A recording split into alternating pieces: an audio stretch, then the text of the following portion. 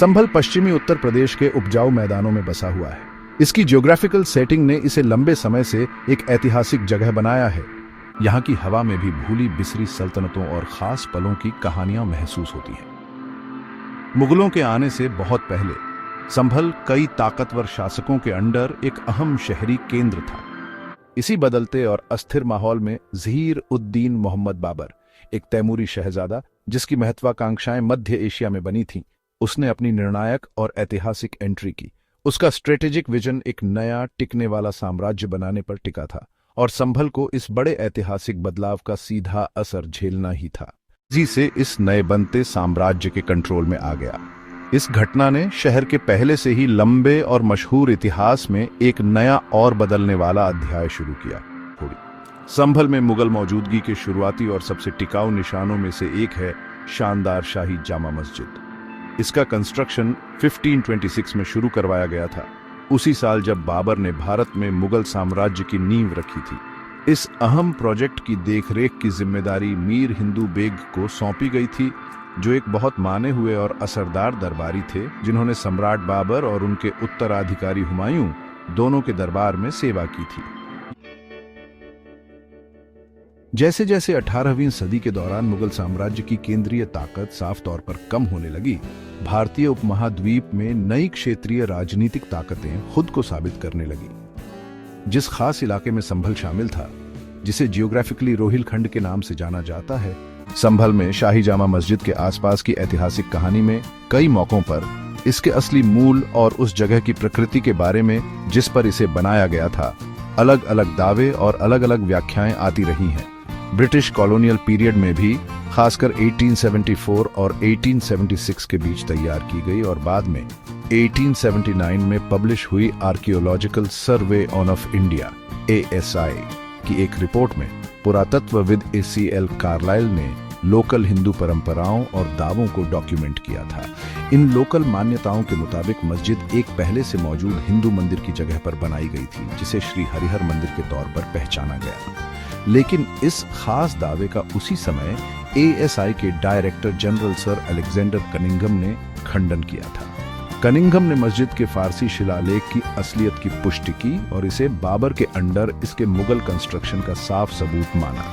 1878 के एक पहले के कानूनी मामले में भी मस्जिद के बारे में एक हिंदू याचिका को अदालतों ने खारिज कर दिया था। शाही जामा मस्जिद के मूल के बारे में ये ऐतिहासिक अंदरूनी बातें और बहसें हाल के दिनों में एक बार फिर से तेजी से उभरी हैं और इस मुद्दे को एक बार फिर जनता और कानून के ध्यान में ले आई है।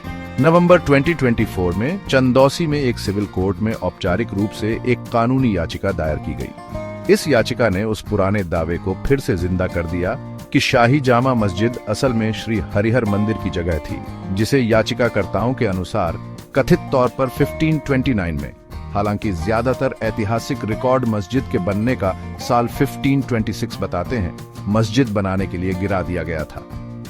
धार्मिक स्थलों पर इस तरह के मौजूदा विवाद अक्सर places of worship special provisions act 1991 के प्रावधानों से टकराते हैं।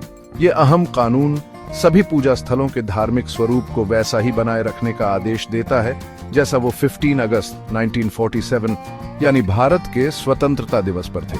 भारत के सुप्रीम कोर्ट ने 2019 के एक ऐतिहासिक फैसले में इस एक्ट की संवैधानिक वैधता को बरकरार रखा था। संभल में स्थिति दुर्भाग्य से नवंबर 2024 के आखिर के आसपास एक लोकल कोर्ट के आदेश के बाद बिगड़ गई। इस कोर्ट ऑर्डर ने शाही जामा मस्जिद के परिसर के अंदर एक आर्कियोलॉजिकल सर्वे करने की इजाजत दे दी। सर्वे की इजाजत देने के फैसले ने एक कैटलिस्ट का काम किया, जिससे लोकल कम्युनिटी के कुछ हिस्सों में बड़े पैमाने पर विरोध प्रदर्शन शुरू हो गए।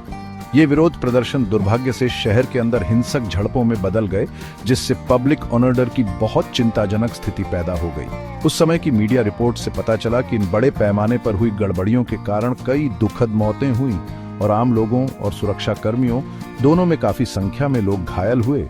साथ ही पब्लिक और प्राइवेट प्रॉपर्टी को भी भारी नुकसान पहुंचा। बढ़ती हिंसा के जवाब में लोकल अधिकारियों ने तेजी से कई इमरजेंसी उपाय लागू किए, जिनमें इंटरनेट शटडाउन, स्कूलों और बाजारों को अस्थायी रूप से बंद करना और कर्फ्यू जैसी स्थिति लागू करना शामिल था, इन सब का मकसद प्रभावित इलाकों में शांति और स्थिरता बहाल करना था। जैसे जैसे 2025 की शुरुआत में घटनाएं सामने आईं और साइट से जुड़े कानूनी मामलों के बीच archaeological survey of India ASI ने शाही जामा मस्जिद पर कुछ खास कदम उठाए। इलाहाबाद हाईकोर्ट के निर्देशों पर कार्रवाई करते हुए ASI ने मस्जिद की बाहरी दीवारों की पुताई व्हाइट वॉशिंग की।